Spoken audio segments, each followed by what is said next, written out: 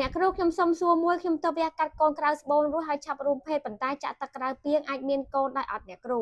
ចាបងតាក់ទងជាមួយនឹងការវះកាត់កូនក្រៅស្បូនជាទូទៅនៅពេលដែលរបួសបងបានជាសះស្បើយហើយគឺបងអាចចាប់ផ្ដើមរួមភេទបាន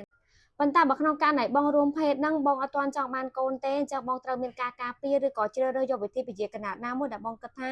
អាចការពារបងមិនឲ្យមានកូនបានព្រោះបងត្រូវដឹងថាការចាក់ទឹកក្រៅពាងគឺជាការការពារធម្មជាតិគឺអត់បានការពារ100%ទេដោយសារកំឡុងពេលរួមភេទហ្នឹងនៅក្នុងទឹករំអិលបរោះក៏មានមេជីវិតឈ្មោះតោងចូលទៅបង្កកំណត់បានដូចគ្នាបើចំថ្ងៃដែលបងធ្លាក់មេជីវិតញីមកអញ្ចឹងអ្វីដែលបងត្រូវតាមដានគឺការមករដូវខែថ្មីបើក្នុងករណីរដូវខែថ្មីបងរាំងចាប់ពី5ថ្ងៃឡើងទៅអាចធ្វើតេស្តទឹកនោមបាន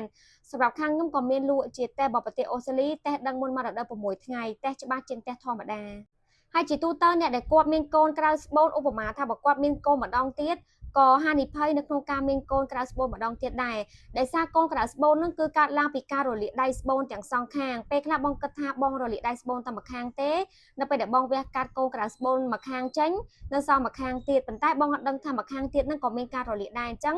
នៅពេលដែលបងមានការបង្កកំណើតជាតិថ្មីពេលខ្លះវាអាចនឹងអត់មានការបង្កកំណើតកើតទេដោយសារតែស្បូនយើងមានការរលាកអញ្ចឹងគឺវាស្អិតដល់ពេលវាស្អិតដូចជារនាំងមួយដែលមិនអាចមានការបង្កកំណើតបានតែបើក្នុងករណីបង្កកំណើតបានក៏កូនបងគឺនៅក្រៅស្បូនដដែលដោយសារតែដៃស្បូនបងមានការរលាកអញ្ចឹងគឺវាខាំងអត់ឲ្យកូននឹងចូលទៅក្នុងស្បូនតួស្បូនពេញលេញទេអញ្ចឹងជាពិសេសអ្នកដែលគាត់ធ្លាប់មានបញ្ហាកូនក្រៅស្បូននៅពេលដែលមានកូនម្ដងទៀតគឺប្រឈមជាមួយនឹងកូនក្រៅស្បូនដៃស្បូនម្ខាងទៀតបានអញ្ចឹងសម្រាប់អ្នកដែលគាត់ចង់មានកូនហើយគាត់ធ្លាប់មានការវះកាត់កូនក្រៅស្បូនឬក៏ធ្លាប់មានកូនក្រៅស្បូនមុននឹងយកកូនបងត្រូវទៅពិភាក្សាជាមួយនឹងគ្រូពេទ្យជាមុនសិនដើម្បីឆែកមើលសុខភាពស្បូនម្ខាងទៀតឬក៏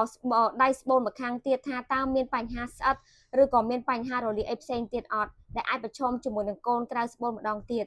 អញ្ចឹងសម្រាប់បងដែលគាត់មានរោគសញ្ញាតិចតួចតាក់ទងជាមួយនឹងបញ្ហាស្បូនគួរតែប្រញាប់ទៅជួបពេទ្យដើម្បីធ្វើការអេកូមើលឆែកមើលសុខភាពស្បូនថា